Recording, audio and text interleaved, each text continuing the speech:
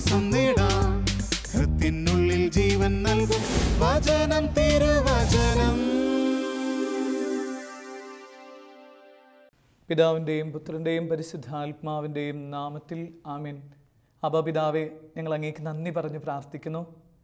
അങ്ങയുടെ പ്രിയപുത്രിയായ പരിശുദ്ധ മറിയത്തെ ലോകത്തിന് സമ്മാനമായി നൽകിയ ഈ ദിവസം, പിതാവായ ദൈവമേ, ഈ ദിവസത്തിൻ്റെ എല്ലാ ചൈതന്യവും പരിശുദ്ധ മറിയത്തിലൂടെ ഞങ്ങൾക്ക് ലഭിക്കാൻ ഇടവരുത്തണമേ എന്ന് പ്രാർത്ഥിക്കുന്നു. ഈ വചനം ശ്രവിക്കുന്ന എല്ലാ പ്രിയ മക്കളെയും അമ്മയുടെ മാധ്യസ്ഥത്താൽ നിറയ്ക്കുകയും സുഗന്ധവാഹിനിയായ പരിശുദ്ധ മറിയത്തിൻ്റെ സൗരഭ്യവും സന്തോഷവും സമാധാനവും ഞങ്ങളുടെ വ്യക്തി ജീവിതത്തിൽ നിറയ്ക്കാൻ ഇടവരുത്തുമാറാകട്ടെ എന്ന് പ്രാർത്ഥിക്കുന്നു. ആമീൻ. വിശുദ്ധ ലൂക്ക അറിയിച്ച നമ്മുടെ കർത്താവ് യേശു മിശിഹായുടെ പരിശുദ്ധ സുവിശേഷം അധ്യായം 1, 46 മുതലുള്ള തിരുവചനങ്ങൾ. മറിയം പറഞ്ഞു, എൻ്റെ ആത്മാവ് കർത്താവിനെ മഹത്വപ്പെടുത്തുന്നു, എൻ്റെ ചിത്തം എൻ്റെ രക്ഷകനായ ദൈവത്തിൽ ആനന്ദിക്കുന്നു. അവിടുന്ന് തൻ്റെ ദാസിയുടെ താഴ്മയെ കടാക്ഷിച്ചു. ഇപ്പോൾ മുതൽ സകല തലമുറകളും എന്നെ ഭാഗ്യവതി എന്ന് പ്രകീർത്തിക്കും. ശക്തനായവൻ എനിക്ക് വലിയ കാര്യങ്ങൾ ചെയ്തിരിക്കുന്നു. മിശിഹായിൽ ഏറ്റവും സ്നേഹം നിറഞ്ഞവരെ, മരിയ മക്കളെ സംബന്ധിച്ച് ഏറ്റവും പ്രധാനമുള്ള, ഏറ്റവും സന്തോഷിക്കുന്ന ഒരു ദിവസമാണ് ഇന്ന്. പിതാവായ ദൈവം തൻ്റെ ഏറ്റവും ഇഷ്ടമുള്ള പ്രിയമകളായ പരിശുദ്ധ മറിയത്തെ ലോകത്തിലേക്ക് അയച്ച ദിവസത്തിൻ്റെ ചൈതന്യമുള്ള സമയത്താണ് നമ്മളായിരിക്കുന്നത്. സെപ്റ്റംബർ 8 പരിശുദ്ധ മറിയത്തിൻ്റെ ജനന തിരുനാൾ ആഘോഷിക്കുന്ന ദിവസം. ഈ ദിവസത്തിൻ്റെ എല്ലാവിധ മംഗളങ്ങളും പരിശുദ്ധ മറിയം വഴിയായി ശാലോൺ TV-യിലുള്ള എല്ലാവർക്കും, ഇത് കേൾക്കുന്നവർക്കും ഇത് കാണുന്നവർക്കും ലഭിക്കട്ടെ എന്ന് ഹൃദ്യമായി പ്രാർത്ഥിക്കുകയും ആശംസിക്കുകയും ചെയ്യുകയാണ്. പരിശുദ്ധ മറിയത്തിൻ്റെ തിരുനാൾ ആഘോഷിക്കുമ്പോൾ ശരിക്കും നമ്മൾ ദൈവത്തിന് ഒത്തിരി നന്ദി പറയേണ്ട ഒരു ദിവസമാണ്. ഒരുപക്ഷെ മിശിഹ കഴിഞ്ഞാൽ ഏറ്റവും വലിയ സമ്മാനം ഏതാണ് ഒരു മനുഷ്യന് ദൈവം തന്നത് എന്ന് ചോദിച്ചാൽ സത്യമായും അത് പരിശുദ്ധ മറിയമാണ് എന്നതിന് സംശയമില്ല. അതുകൊണ്ടാണ് എല്ലാ വിശുദ്ധരും ഒരുപോലെ പറയുന്നത്, മിശിഹ കഴിഞ്ഞാൽ സഹരക്ഷകയായിട്ട് പരിശുദ്ധ മറിയം കൂടെയുണ്ട് എന്നുള്ളത്.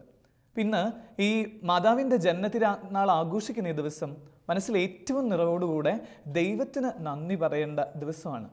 എൻ്റെ പിതാവായ ദൈവമേ, എനിക്കൊരു അമ്മയെ തന്ന് നീ എന്നെ അനുഗ്രഹിച്ചതിന് നന്ദി എന്ന് ഈ ദിവസം നമുക്ക് പരസ്പരം പറയുകയും അമ്മയുടെ മാധ്യസ്ഥം യാചിക്കുകയും ചെയ്യാം.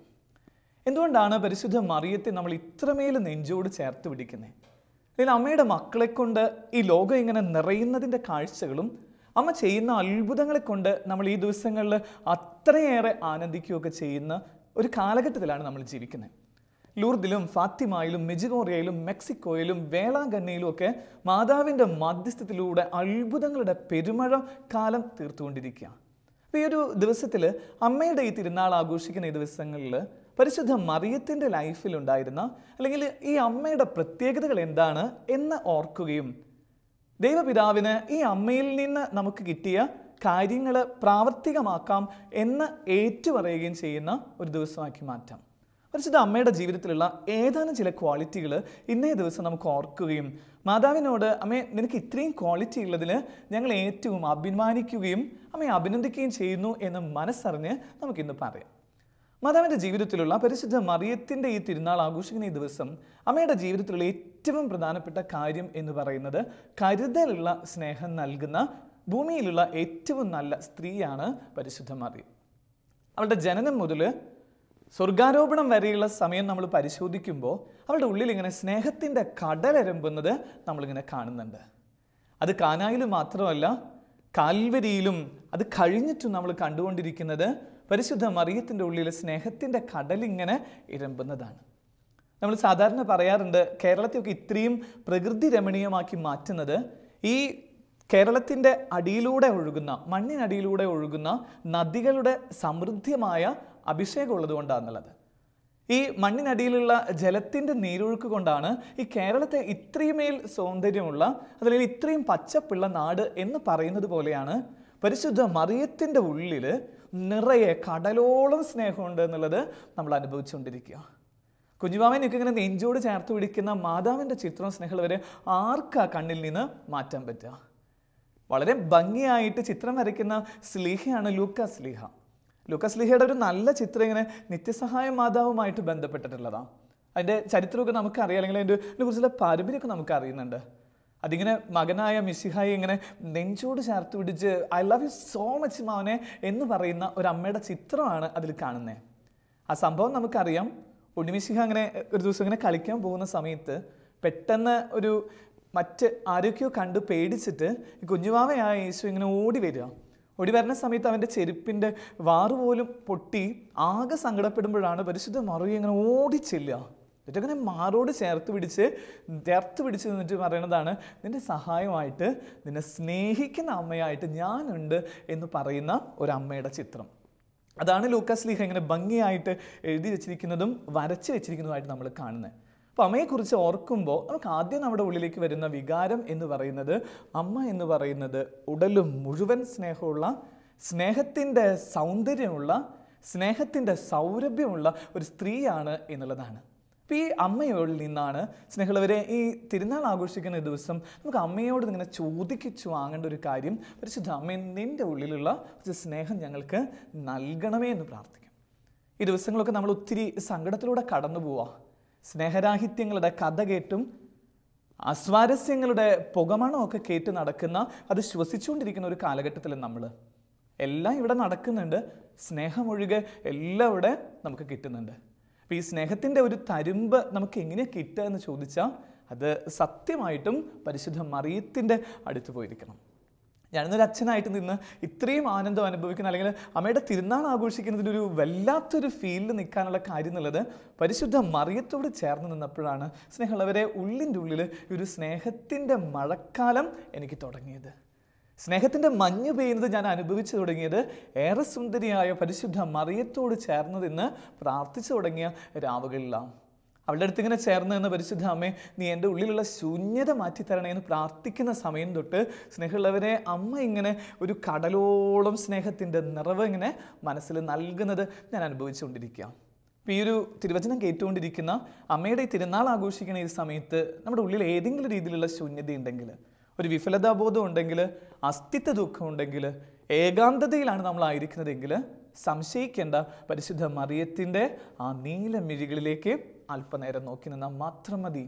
അവളിങ്ങനെ ഇങ്ങനെ ചേർത്ത് പിടിച്ചിട്ട് സ്വർഗത്തിൻ്റെ അഴകായ പരിശുദ്ധ മറിയം പറയും, I love you so much, നിന്നെ എനിക്ക് ഒരുപാട് ഇഷ്ടമാണ്. അതുകൊണ്ടാണ് പരിശുദ്ധ മറിയത്തിൻ്റെ ചരിത്രം മുഴുവൻ നമ്മൾ പരിശോധിക്കുമ്പോൾ കാണുന്നത് ഇങ്ങനെയാണ്. അവളിങ്ങനെ ഏത് സമയത്തും ഇങ്ങനെ പുഞ്ചിരിച്ച് നേരിട്ടതാണ്. ഓരോ മിനിറ്റിലും, ഓരോ സെക്കൻഡിലും, ഓരോ ഫ്രാക്ഷൻ ഓഫ് സെക്കൻഡ് പോലും പരിശുദ്ധ മറിയത്തിൻ്റെ ഉള്ളിൽ ഇങ്ങനെ ഒരു സ്നേഹം മാത്രം ഒഴുകുന്ന ഒരു സ്ത്രീയായിരുന്നു എന്നുള്ളത്. അപ്പോൾ നമുക്കിങ്ങനെ ഇന്ന് ഈ മാതാവിനോട് ചേർന്ന് നിന്ന് മാതാവിനെ സ്നേഹിക്കുന്ന നമുക്ക് സ്വന്തമാക്കി എടുക്കേണ്ട കാര്യം, ഇങ്ങനെ ഒരു കരുതലുള്ള സ്നേഹം കൊണ്ട് നമുക്കിങ്ങനെ പതുക്കെ ഒന്ന് നനഞ്ഞു തുടങ്ങാൻ പറ്റുമോ? പരിശുദ്ധ മറിയത്തിൻ്റെ സ്നേഹമഴയിൽ ഇങ്ങനെ നനഞ്ഞ് അതൊന്ന് പ്രാക്ടീസ് ചെയ്യാൻ പറ്റുമെന്ന് മാത്രമാണ് ഇതിൻ്റെ ആദ്യത്തെ വിചാരമായിട്ട് നമ്മൾ കണ്ടെത്തേണ്ടത്.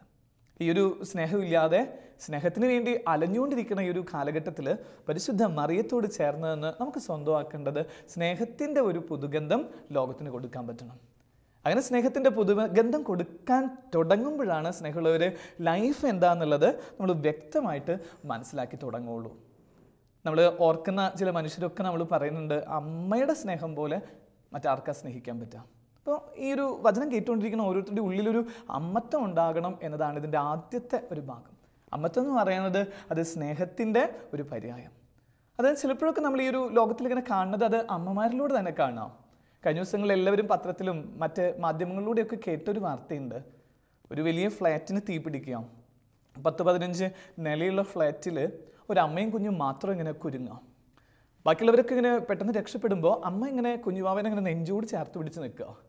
അപ്പോൾ എല്ലാവരും ഇങ്ങനെ പറയുന്നുണ്ട്, ആ കുഞ്ഞിനെ അവിടെ എറിഞ്ഞ് നീ രക്ഷപ്പെട്, നീ അവിടെ നിന്ന് ഓടി വാ, കുഞ്ഞ് മരിച്ചാലും കുഴപ്പമില്ല, ചെറിയ കുഞ്ഞല്ലേ, നീ വാ എന്ന് പറയുമ്പോൾ ഈ അമ്മ ഇങ്ങനെ കരുതലുള്ള സ്നേഹം കൊടുത്തിട്ട് പറയണ കാര്യം ഇങ്ങനെയാണ്, ഞാൻ ഇത്ര നാൾ ജീവിച്ചില്ലേ, ഇനി എൻ്റെ കുഞ്ഞുവാവ ജീവിക്കണം, നിങ്ങൾ എൻ്റെ കുഞ്ഞുവാവേനെ എടുക്ക്, നിങ്ങൾ എൻ്റെ കുഞ്ഞുവാവേനെ എടുക്കുക എന്ന് പറഞ്ഞിട്ട് ചെയ്യുന്നത് ഇങ്ങനെയാണ്.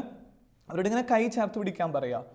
ആ ഫ്ലാറ്റിൻ്റെ താഴെ നിൽക്കുന്ന എല്ലാവരും ഇങ്ങനെ കൈ ചേർത്ത് പിടിക്കുമ്പോൾ ഈ അമ്മ ഇങ്ങനെ മരണത്തിലേക്ക് ഈ കുഞ്ഞുവാവേനെ കളയാതെ ഈ കുഞ്ഞുവാവേനെ ഇങ്ങനെ പതുക്കെ ഇങ്ങനെ കരുതലുള്ള സ്നേഹത്തോടുകൂടെ ഈ മോനെങ്ങനെ ആശീർവദിച്ച് താഴ്ത്തി കയറിയ, മക്കളെ നിങ്ങൾ പിടിക്കണമെന്ന് പറഞ്ഞിട്ട് അങ്ങനെ പിടിച്ച് കുറച്ച് നേരം കഴിയുമ്പോൾ കുഞ്ഞ് സേഫായിട്ട് ഇവരുടെ കയ്യിലെത്തിയെന്ന് അമ്മ ഇങ്ങനെ നോക്കി നിൽക്കുക. അത് നോക്കി നിന്ന് കഴിഞ്ഞ് മിനിറ്റുകൾ കഴിയുമ്പോൾ ഈ സ്ത്രീയുടെ ശരീരത്തിൻ്റെ മുകളിൽ ഇങ്ങനെ തീ കയറി ഈ സ്ത്രീ ഇങ്ങനെ മരിക്കണം, ഈ അമ്മ ഇങ്ങനെ മരിക്കുന്ന ചിത്രം. എനിക്ക് തോന്നുന്നത് ഇതൊരു സ്നേഹത്തിൻ്റെ വല്ലാത്തൊരു അവസ്ഥയൊക്കെ നമ്മളോട് പങ്കുവെക്കുന്ന ഒരു കാര്യമാണ്. അപ്പോൾ ഇത്രയും സ്നേഹം ചില സ്ത്രീകൾക്കുണ്ടെങ്കിൽ ആ ഒരു അവസ്ഥയൊക്കെ അങ്ങനെ പതുക്കെ നമുക്കൊന്ന് ഡൈല്യൂട്ട് ചെയ്തെടുക്കാനൊക്കെ ആയിട്ട് പറ്റുമോ? നമ്മുടെ ഒരു ജീവിത വഴിയിൽ നമ്മുടെ മാതാപിതാക്കളെയും നമ്മുടെ സഹോദരങ്ങളെയും നമ്മുടെ സൗഹൃദത്തെയൊക്കെ അങ്ങനെ അങ്ങനെയൊക്കെ ഒന്നൊരു കരുതലുള്ള സ്നേഹം നമുക്ക് കൊടുക്കാൻ പറ്റുമോ? കരുതലുള്ള സ്നേഹം കൊടുത്തതിനെക്കുറിച്ചൊരു കഥ ഈ ദിവസങ്ങളിൽ വായിച്ചിട്ട് ഓർക്കുക. അത് മാധവിക്കുട്ടിയുടെ ഒരു കഥയാണ്. മാധവിക്കുട്ടിയുടെ ഒരു നെയ്പായസം എന്ന കഥയുടെ പേര്. അതിങ്ങനെ കുടുംബത്തിന് വേണ്ടിയും മക്കൾക്ക് വേണ്ടിയൊക്കെ ഇങ്ങനെ ശരീരവും മനസ്സും ആത്മാവും സമർപ്പിച്ച ഒരു സ്ത്രീയാണ് അതിലെ കഥാപാത്രം. മക്കൾക്ക് വേണ്ടിയിട്ട് ഏറ്റവും നല്ല ഭക്ഷണമൊക്കെ ഉണ്ടാക്കി അവർക്ക് വേണ്ടി പകലന്തിയോളം അധ്വാനിക്കണം, ജീവിത പങ്കാളിക്കും മക്കൾക്കും വേണ്ടി വർക്ക് ചെയ്യുന്ന ഒരമ്മ. അമ്മ ഒരു ദിവസം ഇങ്ങനെ പെട്ടെന്ന് ജോലിയൊക്കെ ചെയ്തുകൊണ്ടിരിക്കുന്നതിൻ്റെ ഇടയിൽ കൂടെ അടുക്കളയിൽ ഇങ്ങനെ തളർന്നു വീണ് മരിച്ചു പോവാം. അപ്പോൾ സങ്കടത്തോട് കൂടിയിട്ട് കുടുംബം എല്ലാവരും ഈ അമ്മയ്ക്ക് വേണ്ടി പ്രാർത്ഥിക്കുന്നു, കാര്യങ്ങളൊക്കെ ചെയ്ത് അവസാനം അതിൻ്റെ ഈ അമ്മയെ മൃതശരീരമൊക്കെ കുഴിച്ചിട്ട് ആ ഫ്യൂണറൽ സെറിമണിയൊക്കെ കഴിഞ്ഞ് വന്ന് ഇവരിയ്ക്കുക. ഈ അപ്പനും ഈ മക്കളും ഇരിക്കുക. അപ്പോൾ സ്വാഭാവികമായിട്ടും അപ്പച്ചനൊരു ദൗത്യമുണ്ട്, മക്കൾക്ക് ഭക്ഷണം എന്തെങ്കിലും കൊടുക്കണം. ഇവരിങ്ങനെ പട്ടിണിക്ക് ഇടാൻ പറ്റില്ല എന്ന് പറഞ്ഞിട്ട് അപ്പച്ചനിങ്ങനെ മനസ്സോടുകൂടെ അടുക്കളയിൽ കിച്ചണിലേക്ക് ഇങ്ങനെ വരിക. സാധാരണ എല്ലാ ദിവസവും ഭക്ഷണം ഉണ്ടാക്കുന്നത് അമ്മയാണ്. ഇനി ആ ഭക്ഷണം ഇനി അവൾ വിളമ്പാനില്ല എന്ന് വിചാരിച്ച് അപ്പച്ചൻ ആ ഒരു റോൾ ഏറ്റെടുക്കാനായിട്ട് ചെല്ലുക. അവിടെ ഏറ്റെടുക്കാനായിട്ട് ചെന്ന് ഈ ഭക്ഷണം ഉണ്ടാക്കാനായിട്ട് നോക്കുമ്പോൾ അതിൽ കാണുന്നത് ഇങ്ങനെയാണ്. അതിലെല്ലാ ഭക്ഷണ പദാർത്ഥവും ഇവർക്ക് ഇഷ്ടമുള്ള ഏറ്റവും നല്ല ഭക്ഷണ പദാർത്ഥം അവിടെ ഉണ്ടാക്കി വെച്ചിട്ടുണ്ട്. അപ്പോൾ നോക്കുമ്പോൾ ഈ അപ്പച്ചനായ ഭർത്താവിൻ്റെ കണ്ണിങ്ങനെ നിറഞ്ഞ് ഈ മക്കൾക്ക് വേണ്ടിയിട്ട് അതിങ്ങനെ കൊടുക്കുക. കുറച്ച് നേരം കഴിയുമ്പോൾ നോക്കുമ്പോൾ സ്പെഷ്യലായിട്ട് നെയ്പായസം അടക്കം ഈ അമ്മ ഉണ്ടാക്കി വെച്ചിട്ടുണ്ട്. എൻ്റെ മക്കൾ ഞാൻ പോയതിൻ്റെ സങ്കടത്തിൽ വേദനിക്കരുത് എന്ന് പറഞ്ഞിട്ട് ഇത് കഴിക്കുമ്പോൾ ഈ മക്കൾ പറഞ്ഞുകൊണ്ടിരിക്കണം അമ്മ ഉണ്ടാക്കിയ നെയ്പായസം എത്ര സ്വാദാന്ന് പറഞ്ഞിട്ടുള്ള ഒരു കഥ. ഇതൊരു പക്ഷേ ഒരു കഥാകാരിയുടെ ഉള്ളിൽ നിന്ന് വന്ന ഒരു കഥയൊക്കെ ആയിരിക്കാം. പക്ഷേ ഇന്ന് ഈ ലോകത്തിന് ആവശ്യമുള്ള ഒരു കാര്യം സത്യമായിട്ടും ഇങ്ങനെ കുറച്ചൊന്ന് കരുതി വയ്ക്കുന്ന ഒരു സ്നേഹം കൊടുക്കാൻ പറ്റുമോ?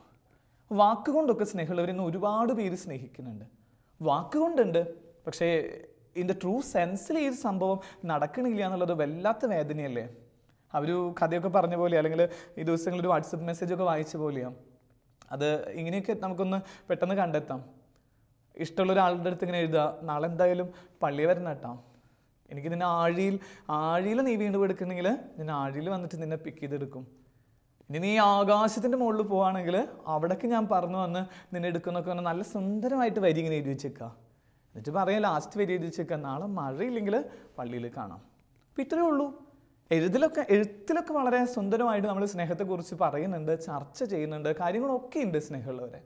പക്ഷേ ഇതിൻ്റെ ഡേ ടു ഡേ ലൈഫിൽ നമ്മൾ ഈ ഒരു സ്നേഹം എത്രത്തോളം ഇങ്ങനെ കരുതലുള്ള സ്നേഹം നമ്മൾ നൽകുന്നുണ്ട്, അത് നമ്മൾ പൊളിഞ്ഞാലും നമുക്ക് നഷ്ടങ്ങൾ ഉണ്ടായാലും എന്ന് പറഞ്ഞിട്ട് നമുക്ക് ജീവിക്കാൻ പറ്റുന്നുണ്ടാവും. അപ്പോൾ ഈ ഒരു തിരുനാൾ ആഘോഷിക്കുമ്പോൾ ഇങ്ങനെ മാതാവ് ഇങ്ങനെ നമ്മുടെ മുൻപിൽ ഇങ്ങനെ നിറഞ്ഞു പറയുന്നത് ഇങ്ങനെയാണ്, ഞാനിങ്ങനെ അവർക്ക് കരുതലുള്ള സ്നേഹം കൊടുത്ത അമ്മയാണ്.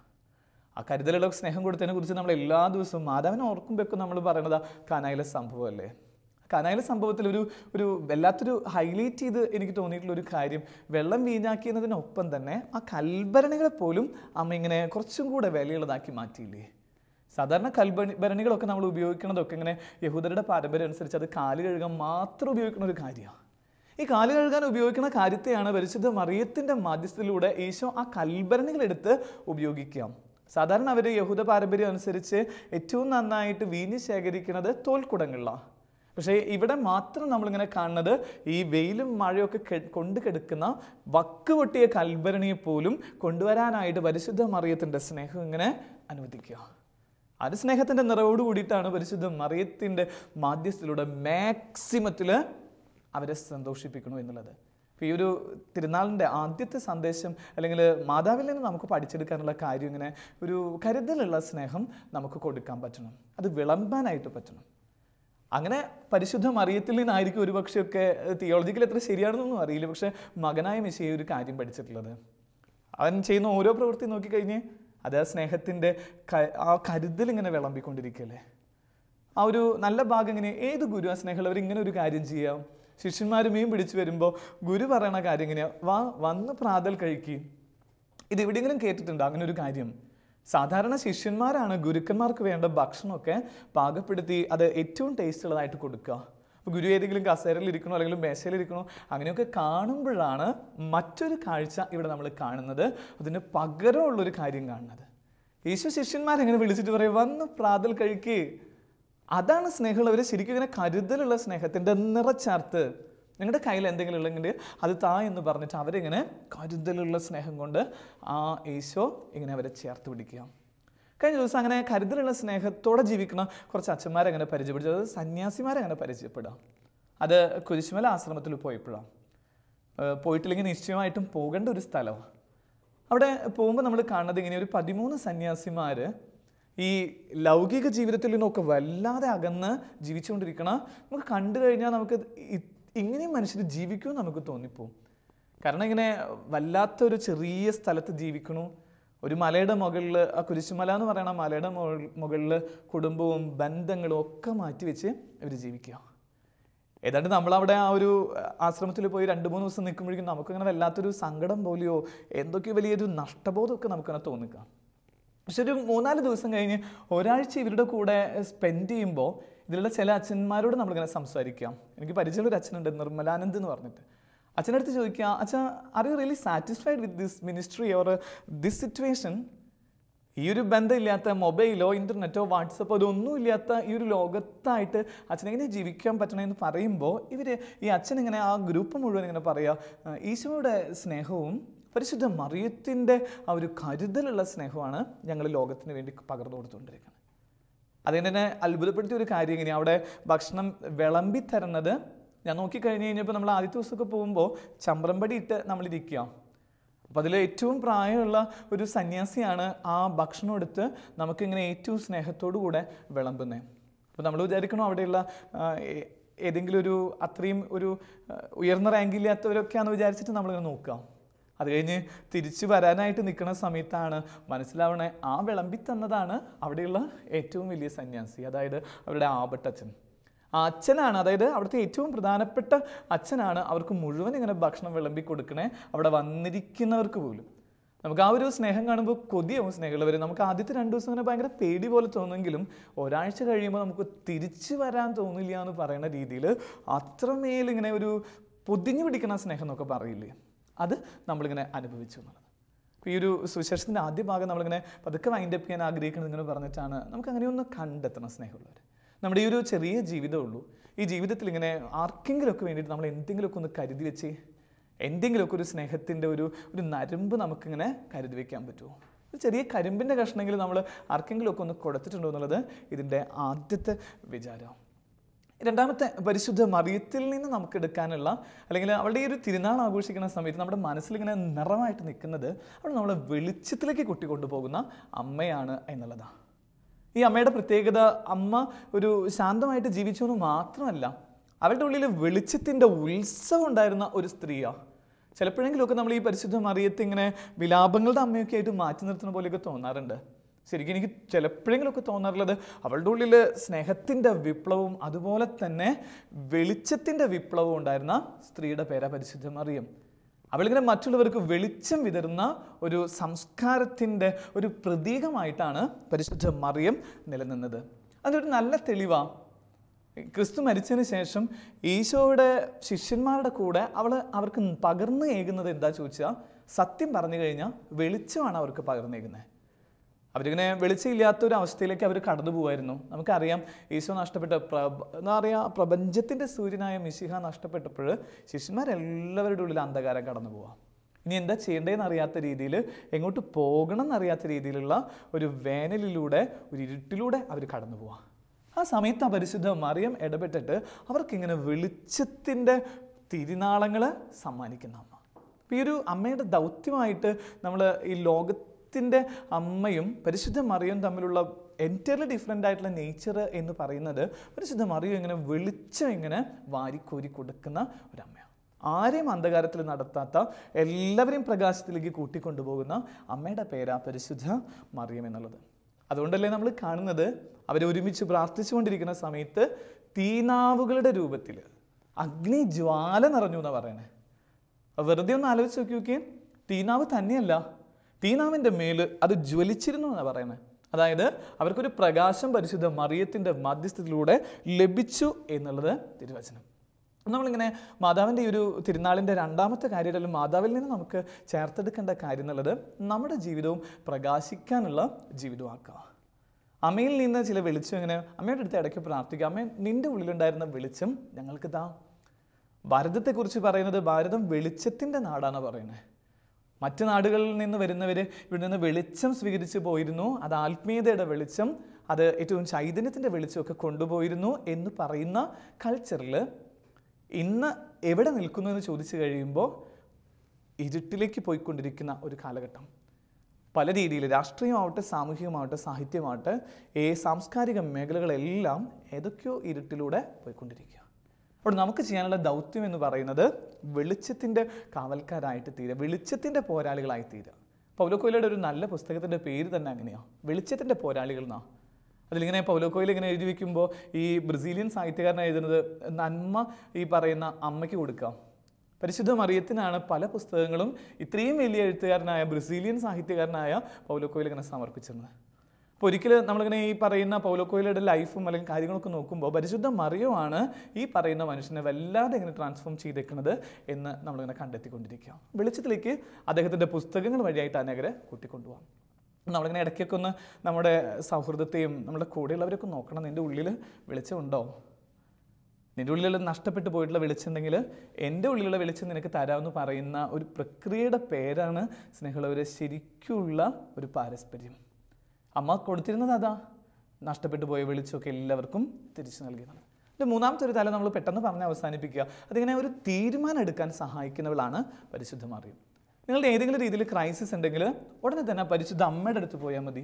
ഞാനിങ്ങനെ ഓർക്കായിരുന്നു, സെമിനാരിലാണോ പോകേണ്ടത് അതോ ഈ പറയുന്ന മറ്റ് ജീവിതാന്തസാണോ തിരഞ്ഞെടുക്കേണ്ടതെന്ന് ചോദിച്ചപ്പോൾ ഞാനിങ്ങനെ ഏറ്റവും ആദ്യം പോയിട്ട് ഈ ഒരു ഡിസിഷൻ എടുക്കാനായിട്ട് എന്നെ സഹായിച്ചത് പരിശുദ്ധ അമ്മയുടെ മുമ്പിൽ കുറച്ചു നേരം പ്രാർത്ഥിച്ചു എന്ന് മാത്രമാണ്.